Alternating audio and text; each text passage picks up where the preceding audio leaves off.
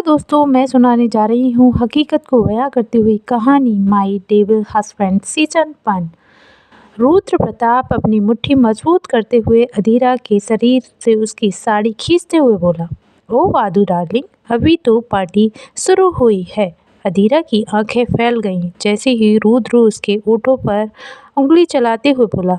अधीरा ने गहरी सांस लेते हुए उसे जोर से पीछे की ओर धक्का दिया और कमरे का दरवाज़ा नॉकआउट करने लगी, लेकिन उसकी चीख सुनने वाला इस वक्त यहाँ कोई भी नहीं था।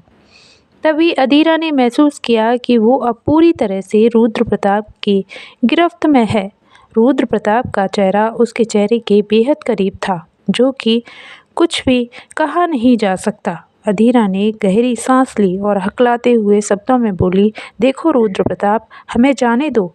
अगर हमारे अभी को पता चल गया ना, तो तुम अच्छी तरह से जानते हो तुम्हारे साथ क्या हो सकता है और वो क्या करेंगे। लेकिन रुद्र प्रताप के अंदर का राक्षस जाग चुका था। वो शैतानी शक्ति बन चुका था। अधीरा अब अपनी हार मान चुकी थी। वो रुद्र प्रताप से खुद को बचाने में नाकाम हो चुकी थी। बेहोश होकर जमीन पर गिर पड़ी। वहीं अभिमन्यु को लगा उसको सिक्योरिटी टाइट कर दी तो सब कुछ नॉर्मल हो चुका है, हालांकि ऐसा कुछ भी नहीं था। अधीरा की आंखें फैल गईं, किनोरों से आंसू टपक रहे थे, उसके कपड़े इतिर-बितिर थे। वहीं पास में सोई नन्ही सी बच्ची अभीरा अब जाग चुकी थी। अभीरा मासूमियत भरी नज़रों से अधीरा को देखकर रोने लगी, लेकिन वो अभी ये नहीं जानती थी कि आखिर अधीरा को क्या हुआ है। बस अपनी बड़ी बड़ी आंखों से अपनी माँ को टुकुर टुकुर निहार रही थी और ठुनकते हुए देख रही थी। लेकिन अधीरा को बिल्कुल भी होश नहीं था। वो बेतहाशा होकर जमीन पर पसरी हुई थी। वहीं दूसरी ओर रसोई घर के बगल वाले रूम में कांता पड़ी हुई थी, लेकिन उसे अब होश आने लगा था। कांता ने अपनी पलकें झपकाई तो खुद को बंधा हुआ महसूस पाया। जैसे तैसे उसने खुद को रस्सियों की कैद से आज़ाद किया और अपनी आंखें मलते हुए उठी। भगवान, ये सब किसने किया? शायद उसी रुद्र प्रताप की हरकत होगी, लेकिन मैम साहब तो ठीक होंगी ना? उसकी आंखें बड़ी हो गईं। कांता जल्दी से उठकर कमरे से बाहर आई। सिर चकरा रहा था, आंखों से धुंधला धुंधला दिखाई दे रहा था, लेकिन कांता ने हिम्मत जुटाई और कमरे से बाहर आकर देखी तो अधीरा के बेडरूम में से अभीरा के रोने की आवाज़ आ रही थी। कांता ने अपने डगमगाते कदम अधीरा के बेडरूम की तरफ बढ़ा दिए। कांता खुद को संभालते हुए कमरे में आकर देखी तो अधीरा के बेडरूम का सारा सामान बिखरा पड़ा हुआ था। अधीरा बेसुध होकर ज़मीन पर पड़ी हुई थी। कांता ने जल्दी से अधीरा का सिर अपनी गोद में रखा और होश में लाने की कोशिश करने लगी। रुद्र प्रताप कोई अता पता नहीं था, वो अपना काम करके जा चुका था। वहीं दूसरी ओर अभिमन्यु अपने क्लाइंट के साथ मीटिंग में व्यस्त था। उसी पल कांता बाहर की ओर दौड़ी। उसने लपक कर अपना मोबाइल उठाया और अभिमन्यु का नंबर डायल किया। अभिमन्यु का पर्सनल असिस्टेंट मैनेजर मोहित कपाड़िया ने सख्त नज़रों से मोबाइल की ओर देखा तो कांता नाम शो हो रहा था। मोहित ने गहरी सांस लेते हुए अभिमन्यु की ओर देखा, जो अभी भी क्लाइंट के साथ बिजी था। मोहित ने कॉल रिसीव करते हुए कहा, हेलो, आप कौन?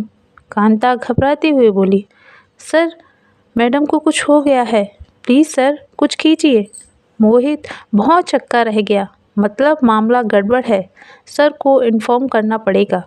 मोहित ऑफिस का दरवाज़ा नॉकआउट किया। उसी पल अभिमन्यु की तीखी नज़रें मोहित पर पड़ी। मोहित कुछ बोलता उससे ही पहले अभिमन्यु ने अपनी कुर्सी से उठकर मोहित से पूछा, सब ठीक है? ठीक तो है ना मोहित? तुम इतने घबराए हुए क्यों हो? मोहित कपाड़िया। मोहित हकलाते हुए बोला, माफ़ कीजिए सर, लेकिन आपकी मेड कांता का कॉल आया था। वो बता रही थी कि अधीरा मैडम की बहुत ज़्यादा तबीयत खराब है। कांता हकलाते हुए शब्दों में बोली, वो रुद्र प्रताप यहाँ आया था। मोहित की आंखें फैल गईं। रुद्र प्रताप सिंह सर के व्हाइट हाउस के अंदर कैसे प्रवेश कर सकता है? सिक्योरिटी इतनी टाइट थी फिर भी। मोहित ने गहरी सांस लेते हुए जल्दी से अभिमन्यु को बीच में टोकते हुए बोला, सॉरी सर, लेकिन मुझे आपसे बेहद ज़रूरी बात करनी है।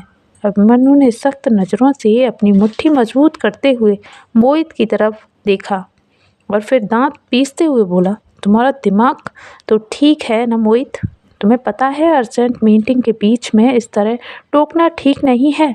मोहित डरते हुए बोला, माफ़ कीजिए सर, लेकिन इस वक्त मुझे बात करना बहुत ज़रूरी है।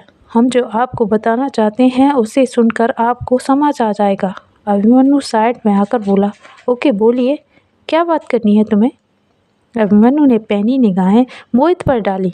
मोहित कांपते हुए ओठों से बोला, वो रुद्र प्रताप व्हाइट हाउस के अंदर प्रवेश कर चुका है। अभिमन्यु के पैरों तले जमीन खिसक गई। उसकी रगों में खून तेजी से दौड़ने लगा। अभिमन्यु के भारी भरकम शब्दों में बोला, जस्ट सेट अप मोहित कपाड़िया, तुम्हें पता भी है तुम क्या बक रहे हो? मोहित ने रुंधे हुए गले से कहा, सर मैं जानता हूँ।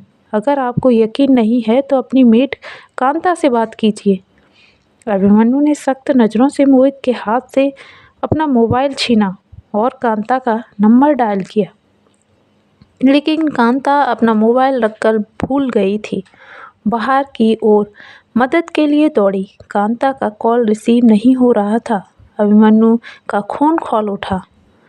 गुत्थी सुलझने की जगह उलझ गई थी। अधीरा बेहोशी की हालत में जमीन पर बेतहाशा पसरी हुई थी। वहीं बगल में बैठी मासूम अबीरा बुरी तरह से रो रही थी। माहौल गमगीन हो चुका था। चारों ओर चीख पुकार, लेकिन कोई भी सुनने वाला नहीं था।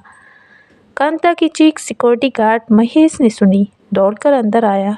क्या हुआ कांता बहन, क्यों शोर मचा रही हो? इतना ही नहीं, हकलाते हुए अंदर की ओर चलने का इशारा किया। क्या हुआ? अभिमन्यु अधीरा को बचा पाएगा? अधीरा के साथ होगी कोई अनहोनी? जानने के लिए सुनते रहिए अगले पार्ट में। ये पार्ट आप लोगों को कैसा लगा? लाइक कीजिए, कमेंट कीजिए, चैनल को सब्सक्राइब कीजिए। धन्यवाद।